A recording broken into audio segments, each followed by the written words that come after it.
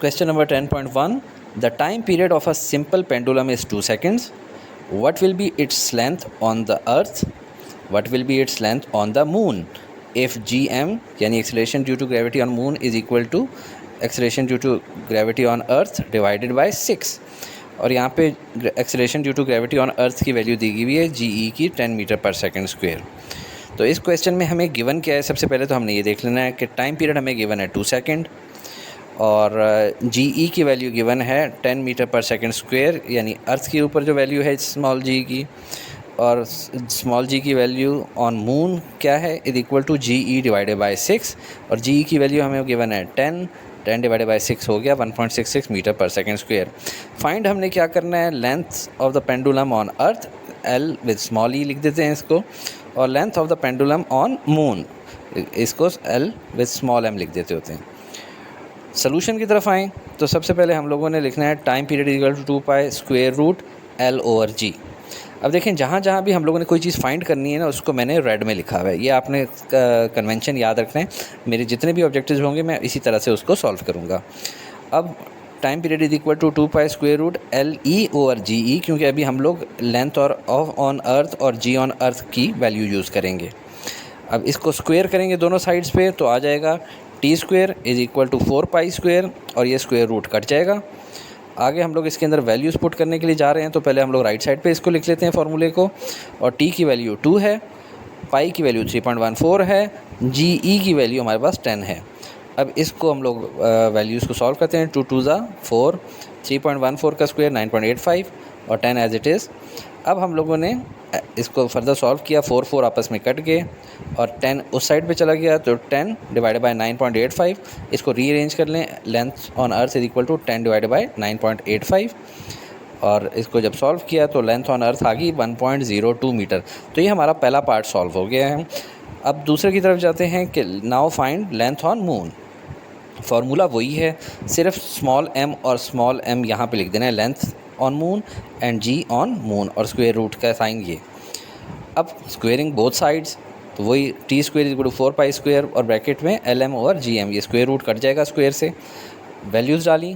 Time period की value 2 थी, पाई की वैल्यू 3.14, GM की वैल्यू हम लोगों ने निकाली थी 1.66. अब राइट साइड पे आ जाएंगे इसको लेके. 2 2 ज़ा 4 हो गया, 3.14 का स्क्वायर 9.85 हो गया, और 1.66 एज इट इज़. इसको सॉल्व करने के लिए रीअरेंज किया, 4 4 कट गया था, 9.85 उस तरफ पे गया तो नीचे आ गया, और 1.66 उधर ऊपर आ गया.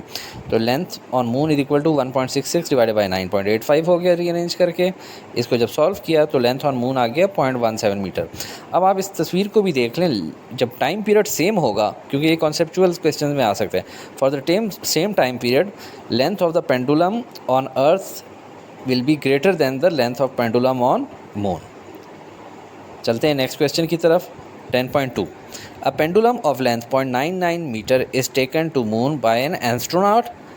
ये मून के ऊपर ले जाता है इस पेंडुलम को जिसकी लेंथ है 0.99 मीटर.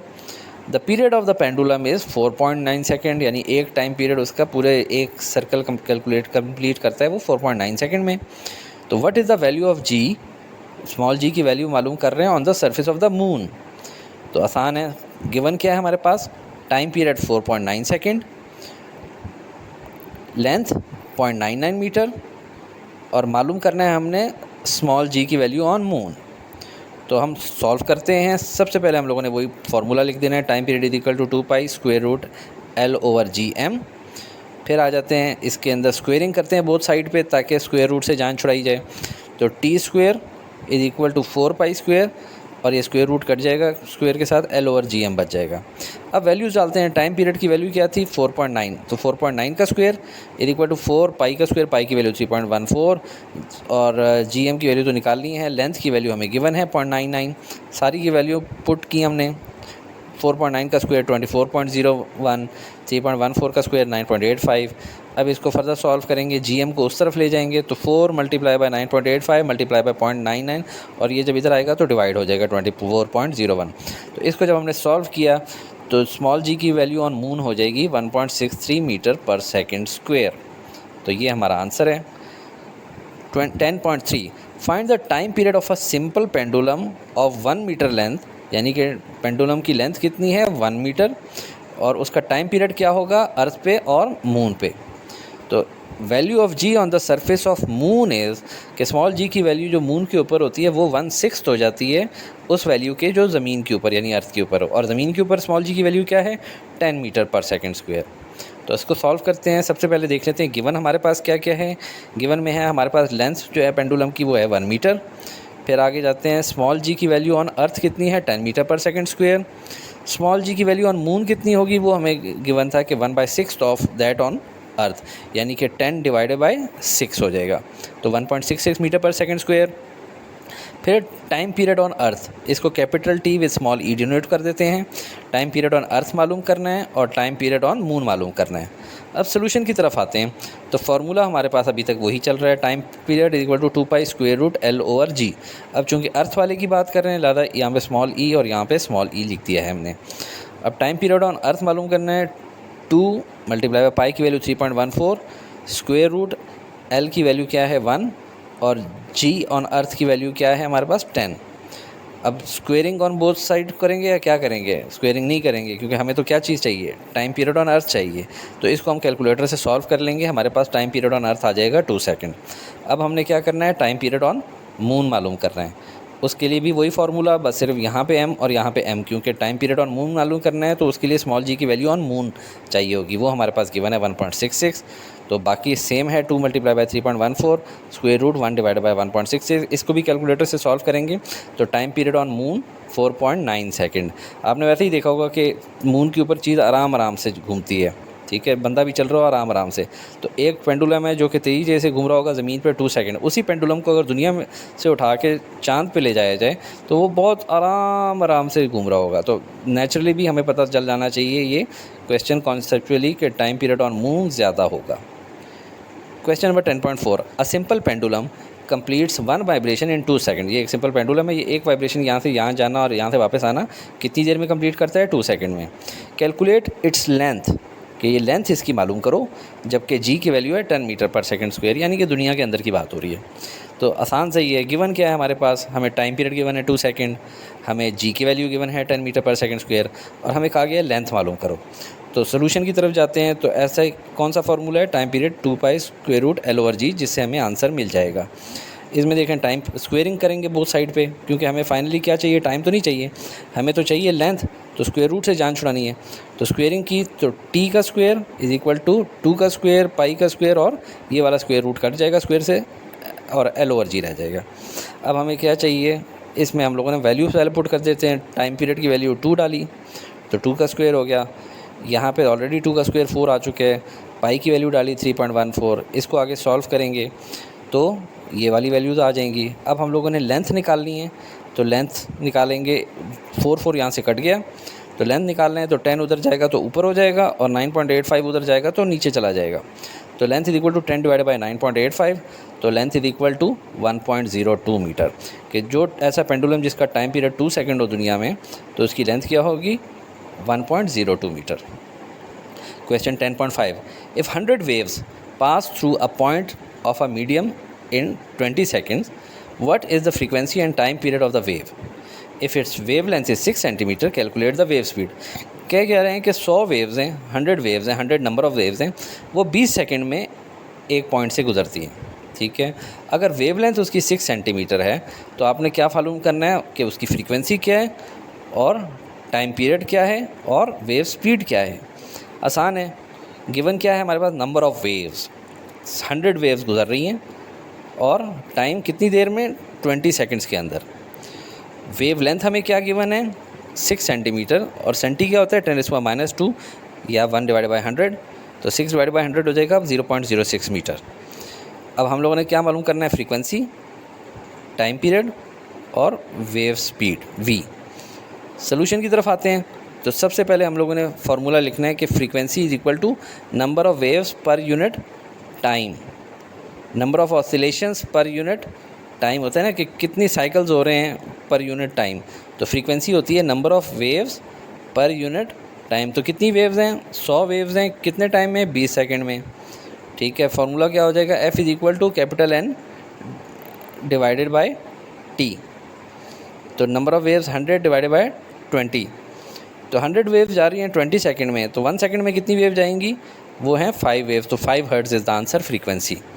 अब टाइम पीरियड भी निकालना है। टाइम पीरियड क्या होता है, आसान है, t is equal to 1/f। अगर फ्रीक्वेंसी मालूम हो जाए तो अब चूँकि पेंडुलम तो है नहीं, वेव है, तो वेव के अंदर 2π√L/g वाला फार्मूला नहीं लगना, time period is equal to 1/f वाला लगना है।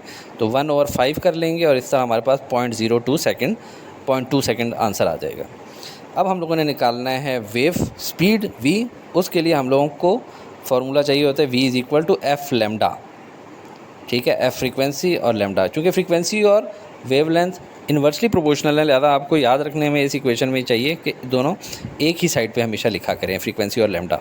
अब हमें चाहिए v की वैल्यू, तो हम f मल्टीप्लाई बाय लैम्डा कर देते हैं। 5 मल्टीप्लाई बाय 0.06, 0.06 हमें कहाँ से मिला था, यहाँ से। f हमें कहाँ से मिला है, हमने यहाँ से कैलकुलेट किया था, तो v की वैल्यू आ जाएगी 0.3 मीटर पर सेकेंड। तो ये हमारा आंसर है। 10.6 A wooden bar vibrating into the water surface in a ripple tank has a frequency of 12 Hz. The resulting wave has a wavelength lambda of 3 cm. Calculate the wave speed. अब वो क्या कह रहे हैं कि एक wooden वार जो है वाइब्रेट कर रही है रिपल टैंक के अंदर। ये क्यों वाइब्रेट कर रही है, क्योंकि इसके साथ मोटर लगी हुई है। मोटर की फ्रीक्वेंसी क्या उसने बता दी है, 12 हर्ट्ज़, यानी 1 सेकंड में 12 दफ़ा वो कर रही होती है। ठीक है, रिजल्टिंग वेव जो बन रही हैं इससे, उनकी वेवलेंथ कितनी है, 3 सेंटीमीटर। एक वेवलेंथ की वेव एक वेव की वेवलेंथ कितनी है, 3 सेंटीमीटर। तो अब उन्होंने हमें क्या कहा है कि हम मालूम करें कि स्पीड क्या है, किस स्पीड से ये ट्रैवल कर रही हैं। तो आसान है बहुत, गिवन हमें क्या क्या चीज़ें, हम पहले वो लिख लेंगे। फ्रीक्वेंसी f क्या है, 12 हर्ट्ज़, फिर wavelength lambda is equal to 3 centimetre है, सेंटी की वैल्यू 10⁻² या 1/100, तो 3 divide by 100 metre is equal to 0.03 metre. मालूम हमने क्या करना है, wave speed, v is equal to question mark. तो अब हम सोल्यूशन की तरफ आते हैं और सोल्यूशन में हम सबसे पहले फार्मूला लिख देंगे v is equal to f lambda. f की वैल्यू हम डालेंगे 12 हर्ट्ज़, लैम्डा की वैल्यू डालेंगे 0.03, तो इससे हमारे पास v की वैल्यू आ जाएगी 0.36 मीटर पर second. Question 10.7 A transverse wave produced on a spring has a frequency of 190 Hz. कि एक बंदा हाथ से झटकता है और इसको किस स्पीड से झटकता है कि 190 हर्ट्ज़ की फ्रीक्वेंसी उसमें जनरेट होती है और ट्रैवल करती है उसमें along the length of the spring. 90 metre लंबा स्प्रिंग है, तो उसमें ट्रैवल करते हुए एंड पॉइंट तक वो कितनी देर में पहुंच जाती है, आधे सेकंड में, 0.5 सेकंड में। तो अब मालूम क्या करना है, what is the period, time period of the wave, फिर what is the speed of the wave, फिर what is the wavelength of the wave. बहुत आसान है। सबसे पहले हम लोगों ने गिवन इकट्ठे कर लेने कि फ्रीक्वेंसी हमारे पास 190 हर्ट्ज़ है, टाइम लेंथ जो है 90 मीटर है पूरे स्प्रिंग की, और टाइम जिसमें वो पूरी वेव के अंदर वो ट्रैवल कर रही है वेव उस स्प्रिंग में, वो है 0.5 सेकेंड। और हम लोगों ने फाइंड करना है क्या है, time period t, wave speed v और वेव लेंथ लैम्डा। सोल्यूशन की तरफ आते हैं। तो सबसे पहले हम लोगों ने टाइम पीरियड मालूम करना है, उसका फार्मूला हमें पता है। जबकि अगर इस तरह की हो, पेंडुलम ना हो, तो फिर time period equal to 1/f। f हमें गिवन है 190 हर्ट्ज़, तो 1 डिवाइडेड बाय 190, तो टाइम पीरियड की वैल्यू आ जाएगी 0.005 सेकेंड। इसको राउंड फिगर में कर लेंगे ताकि डेसिमल के बाद 2 प्लेसेस आ जाए, तो 0.01 हो जाएगा। अब आ जाते हैं, हम लोगों ने नेक्स्ट क्या मालूम करना है, वेव स्पीड।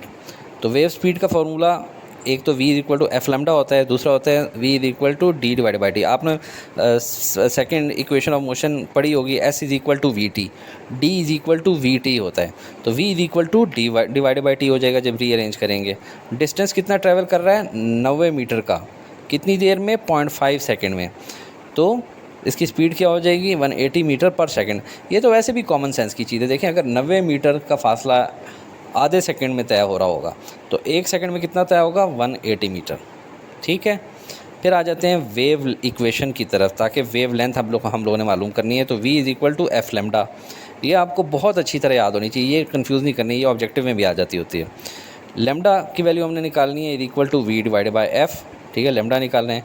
v हमें यहाँ से गिवन है 180 मीटर पर सेकंड, और f की वैल्यू हमें गिवन थी 190 हर्ट्ज़, तो 180 डिवाइड बाई 190, तो लैम्डा की वैल्यू आ गई 0.95 metre. Question 10.8 water waves in a shallow dish are 6 centimetre long At one point, the water moves up and down at a rate of 4.8 oscillations per second.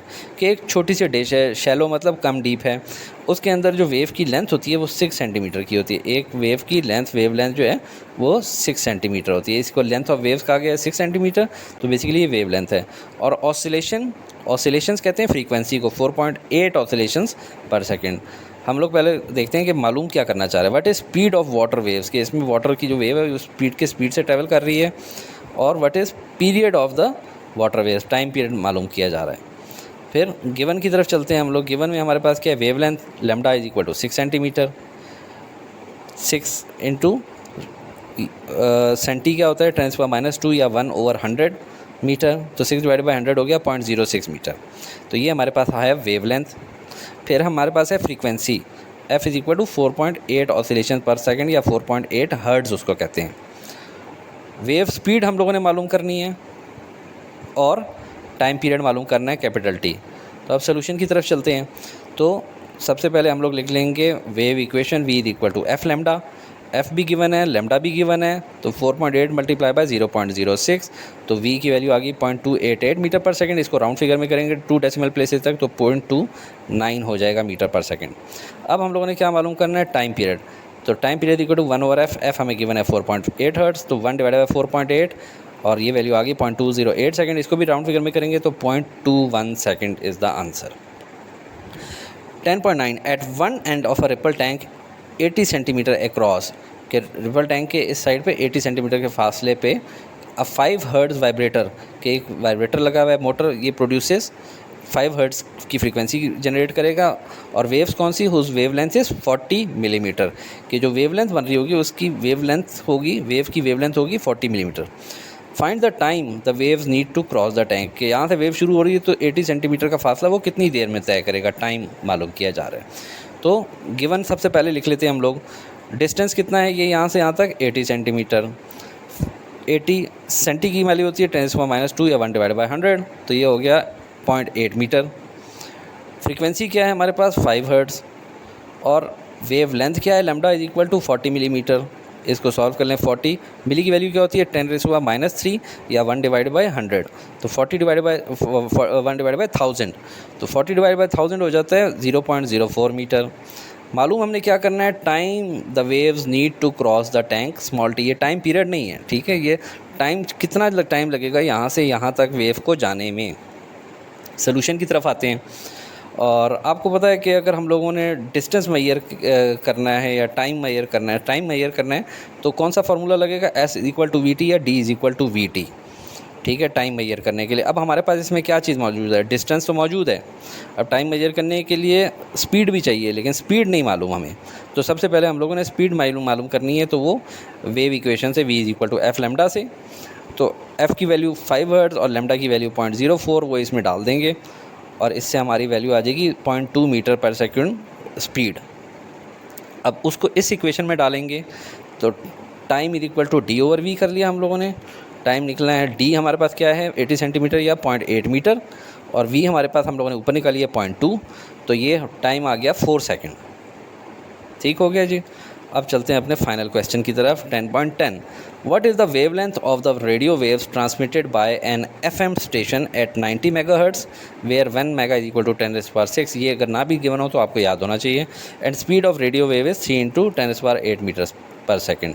तो speed हमें given है, frequency ये आप देखें हमें कैसे पता लगता है, आमतौर पे जब रेडियो पे हम ट्यून करते हैं, गाड़ी में ट्यून कर रहे हो तो आप उसको प्लस माइनस करते रहते हैं अपने रेडियो को और किसी फ्रीक्वेंसी पे ट्यून करते हैं। तो आपने बच्चे ने ट्यून किया हुआ है 90 मेगाहर्ट्ज़ पे जो रेडियो से सिग्नल्स आ रहे हैं। स्पीड क्या है हमारे पास 3 × 10⁸ मीटर पर सेकेंड, ये गिवन है। तो अभी चलते हैं गिवन की तरफ। गिवन हम लोग लिख लेते हैं। सबसे पहले तो हम इस दफ़ा लिख लेते हैं कि वेवलेंथ मालूम करने का कहा गया है लैम्डा, ठीक है, और फ्रीक्वेंसी क्या है 90 मेगाहर्ट्ज़ और 90 × 10⁻6 हम लोगों ने कर लिया। और स्पीड क्या है v 3 × 10⁸ मीटर पर सेकेंड। सोल्यूशन की तरफ जाते हैं। हम लोगों ने v is equal to F lambda का फार्मूला आपको मैं कई दफ़ा बता चुका, आपने रटा लगा के रखना है, इसी की मदद से आपने लैम्डा निकाल लेना है। Lambda is equal to v over f हो जाएगा। v की वैल्यू ऊपर लिखें 3 × 10⁻8 डिवाइडेड बाई 90 × 10⁻6। अब इसको सॉल्व करेंगे तो 30 ज़ा 90 हो जाता है, तो 10⁸ डिवाइड बाई 30 इंटू 10⁶। मज़ीद सॉल्व करेंगे तो 30 इंटू 10⁶ को आप लिख सकते हैं 3 इंटू 10⁷। अब ये 10⁷ आप ऊपर ले जाएंगे तो आपका बन जाएगा 10⁸ -7 डिवाइड बाई 3 या 10 डिवाइड बाई 3, इसकी वैल्यू आ जाएगी 3.33 मीटर। तो ये हमारा आंसर है आखिरी क्वेश्चन का। अगर आपको ये वीडियो पसंद आई है तो आप कमेंट में ज़रूर लिखिएगा, पसंद नहीं आई तब भी कमेंट में ज़रूर लिखिएगा, और अगर पसंद आ गई है तो काइंडली इसको लाइक और शेयर करें अपने दोस्तों के साथ ताकि उनका भी भला हो सके। Thank you.